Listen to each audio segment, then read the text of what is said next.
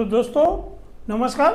हमने पिछले दो वीडियो में ये जाना, पहले वीडियो में कि इस साल मानसून कैसा रहेगा और अभी तक मानसून की प्रगति क्या है, कब तक वो आपके यहाँ आएगा। दूसरे वीडियो में हमने जाना कि आपको कौन सी फसल और उसकी वैरायटी का निर्धारण कैसे करना है और खेती शुरू करने के पहले आपको क्या क्या जानकारियाँ जुटाना चाहिए।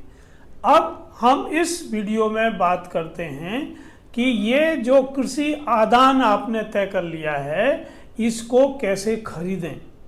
तो जब आपने ये तय कर लिया कि किस कंपनी का, कौन सी ब्रांड का आपको बीज खरीदना है, किस कंपनी का, कौन सी ब्रांड का आपको फर्टिलाइज़र लेना है या आपको पेस्टिसाइड लेना है, तो फिर आपको ये देखना है कि लेना कहाँ से है।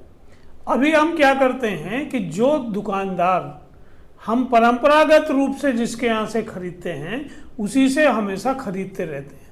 हमें ये पता नहीं होता है कि वो उस कंपनी के उन प्रोडक्ट को बेचने के लिए अधिकृत है या नहीं है।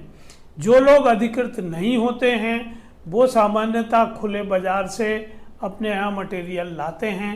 बहुत सारे लोग टैक्स बचाने के चक्कर में बिना बिल के मटेरियल खरीदते हैं। इससे वो जीएसटी तो बचा लेते हैं पर उनको ये भी पता नहीं होता कि जो वो माल ला रहे हैं वो वास्तव में उस कंपनी का ही माल है या वो नकली माल उस कंपनी का पैक किया हुआ उनको मिल रहा है। तो जब किसान उस दुकानदार से मटेरियल लेते हैं तो उन्हें ये देखना चाहिए कि वो उसके अधिकृत दुकानदार हैं कि नहीं हैं। दूसरे, जब वो प्रोडक्ट आपको दिखाते हैं तो कंपनियां अपनी गुणवत्ता और प्योरिटी को मेंटेन करने के लिए बहुत सारी टेक्नोलॉजी यूज़ करते हैं और आज जो सबसे ज़्यादा पॉपुलर टेक्नोलॉजी है वो है क्यूआर कोड। आप देखते हैं एक काला निशान बना रहता है जिसमें बहुत सारी धारियाँ होती हैं। आपके मोबाइल पे क्यूआर कोड रीडर होता है, उसको आप जैसे ही अपने कैमरे से रीड करेंगे, उसकी फ़ोटो खींचेंगे तो वहाँ उस प्रोडक्ट का पूरा विवरण आ जाता है जिसमें आपको पता चलता है कि ये प्रोडक्ट में क्या क्या है, इसकी एक्सपायरी डेट क्या है, किस कंपनी का है, कितनी क्वांटिटी का है, वगैरह वगैरह। तो ये पूरी जानकारी, कौन सा बैच नंबर है, इससे आपको ये अंदाज हो जाता है कि जो आप खरीद रहे हैं वो सही प्रोडक्ट है या नहीं है। तो ये हमें ज़रूर देखना चाहिए। अगली बात ये है कि जो दुकानदार हमें उधार दे रहे हैं तो आप समझ लीजिए कि वो आपको ठग रहे हैं।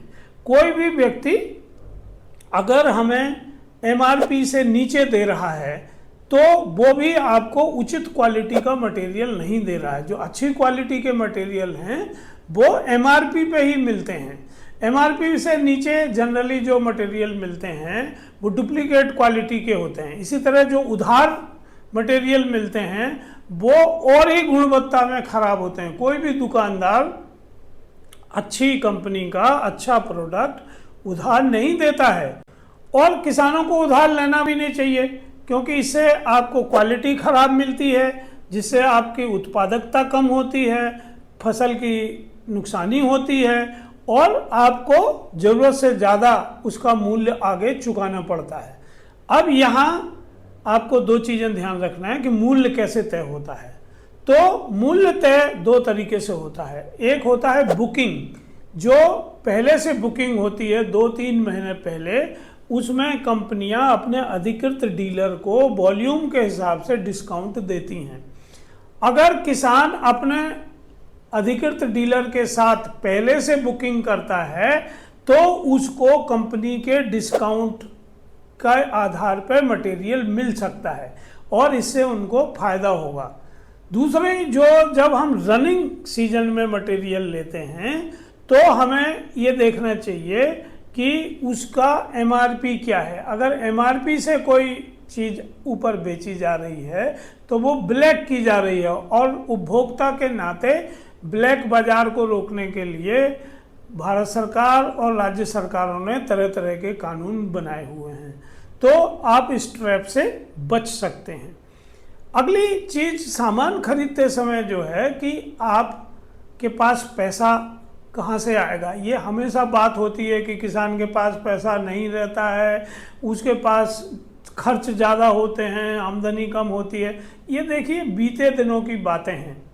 आज हर किसान के पास किसान क्रेडिट कार्ड है और किसान सम्मान निधि की राशि है। ये आपको इसीलिए मिलती है कि आप उसको इनपुट खरीदने में लगाएं। फिर कोऑपरेटिव जो पैक्स होती हैं, प्राइमरी एग्रीकल्चर कोऑपरेटिव्स, उनसे भी आपको पैसा मिलता है और ये कम ब्याज का पैसा होता है। जैसे किसान क्रेडिट कार्ड पर आपको 4% ब्याज देना पड़ता है, जबकि मध्य प्रदेश में सोसाइटी में आपको 0% पे पैसा मिलता है। तो इस पैसे का उपयोग आप किसी आदान खरीदने में करिए तो आपको उधार नहीं लेना पड़ेगा, क्योंकि उधार नहीं लेंगे तो आपको सही सही क्वालिटी का मटेरियल मिलेगा, सही दाम में मिलेगा। लालच में मत आइए, क्योंकि लालच हमेशा आपको धोखे के गड्ढे में ही ले जाता है। तो पुरानी परंपराओं को बदलने की जरूरत है। मेरा सुझाव यह है कि आपको सीजन के पहले जो बुकिंग होती है उस समय मटेरियल लेना चाहिए, या बुवाई के कई दिनों पहले मटेरियल लेना चाहिए। इससे क्या होगा कि बाजार में एक तो रेट कम होते हैं, क्वालिटी का मटेरियल उपलब्ध होता है। जब एक साथ बतर आता है, पानी बरस जाता है और सब किसान खरीदने को आते हैं तो एकदम से दाम बढ़ जाते हैं और ब्लैक मार्केटिंग होने लगती है, घटिया क्वालिटी की चीज़ें उपलब्ध होती हैं। आखिरी चीज इसमें समझने की बात यह है कि आपको हमेशा बिल के साथ मटेरियल लेना चाहिए। कभी भी बिना बिल के मटेरियल नहीं लीजिए। आपको दुकानदार डराएगा कि देखो बिल लगेगा, बिल दूंगा तो उस पर जीएसटी लग जाएगा। 5% से लेकर 18% तक अलग अलग प्रोडक्ट पे जीएसटी होता है। इससे आपको डरना नहीं है। अगर आप जीएसटी दे के बिल लेते हैं तो ये गारंटी है कि अगर उसकी क्वालिटी ख़राब होगी, उससे आपकी फसल खराब होगी, तो आप वो दुकानदार से बात कर सकते हैं, उनसे कंपनसेशन लेने की बात कर सकते हैं। और घटिया क्वालिटी का माल कोई भी दुकानदार रसीद के साथ नहीं बेचता है। वो भी ये जानता है कि जो मटेरियल दे रहा हूँ उसकी क्वालिटी क्या है। अगर क्वालिटी अच्छी होगी तो ही वो रसीद देगा। तो देखिए अब ये थोड़े बहानेबाजी हमें छोड़ना पड़ेगी कि साहब गांव के आदमी हैं, पता नहीं है कैसे होता है, हम तो बिना पढ़े लिखे हैं। ये सब पुराने ज़माने की बातें हैं। अब मदर इंडिया के समय का गांव नहीं है। अब डीटीएच का ज़माना है, डायरेक्ट टू होम। आपके हाथ में जो मोबाइल है, उसमें जो इंटरनेट है, उसमें वही सब जानकारी है जो शहरों में है, जो होशियार लोगों के पास है। केवल ज़रूरत है कि आपको अपने आदतों को बदलना है, अपने बिहेवियर को बदलना है, और इसमें कुछ पैसा खर्चा नहीं होता है, उल्टे आपका पैसा बचता है। तो जब आप कृषि आदान खरीदें तो इन बातों का ध्यान रखें। देखिए मैं पिछले 8 साल से कृषि आदान के व्यवसाय में हूँ और मैं ये जानता हूँ कि दुकानदार कैसे छल कपट करते हैं, कंपनियां कैसे छल कपट करती हैं और किसान को धोखा देने की कोशिश करती हैं। तो इस धोखे में मत आइए, लालच में मत आइए। समय पे या समय के पहले आप मटेरियल लेके अपने घर में रखिए तो आप आसानी से बो सकते हैं।